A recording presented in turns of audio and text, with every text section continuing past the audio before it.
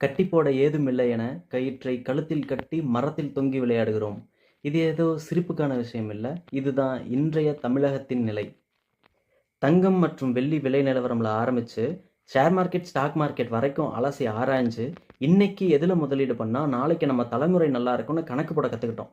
இன்னும் தெளிவா சொல்லணும்னா, 1920ல தங்கம் என்ன விலையில போச்சுன்னு ஆரம்பிச்சு, இன்னும் 2050ல என்ன விலைக்கு விக்கும் அப்படிங்கிறத பட்டியலிட்டு முன்னெச்சரிக்கையோட முதலீடு பண்றோம்.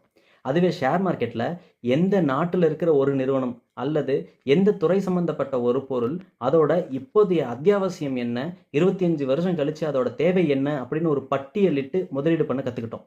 ஆனா, யோசிக்க வேண்டிய விஷயம் என்னன்னா, இதுல எதுல முதலீடு பண்ணாலும், நாமளும் நம்ம குடும்பமும் வாழப் போறது இதே மண்ணுல தான்.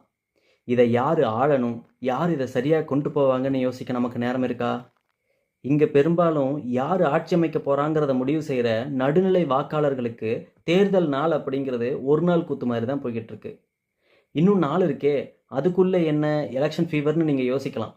இப்போ நான் பேச ஆரம்பிச்ச நேரத்துக்கு சமூக வலைதளம் இனி உங்களுக்கு இத பத்தின செய்திகளையும், நிகழ்வுகளையும் கொண்டு வந்துகிட்டே இருக்கும். இப்பயிலிருந்து அசை போடுங்க.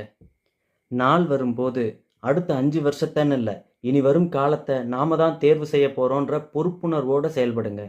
வாழ்க தமிழ், வளர்க தமிழ். இப்படிக்கு நான் தனிமையரசன்.